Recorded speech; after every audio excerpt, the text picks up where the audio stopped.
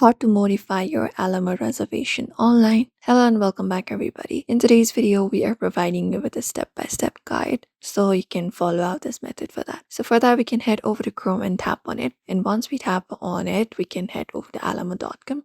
You can also look out for the application and log in into your account and log in if you're not logged in. You can also use it as a guest. After that, once we are logged in, you can directly look out for the manage reservations option within the application UI interface. But usually in the website, you can look out for the three horizontal lines, the top menu in the top right corner, and tap on it. After that, we should be finding this section. What we can do is we can just go and look out for the reserve option and drop it down. And there we can directly find an option called view, modify, or cancel.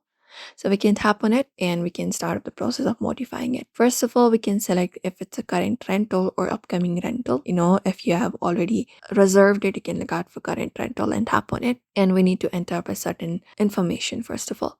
So first of all, provide in the first name and your last name and select up one of the following to look up for your rental. You can use phone number, email address, or confirmation number or rental agreement.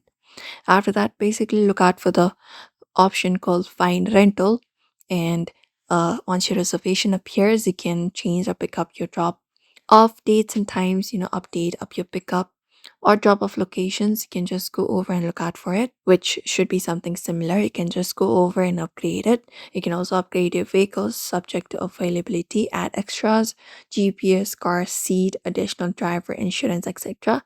After that, tap on go and you can review the changes and confirm to update up your reservation.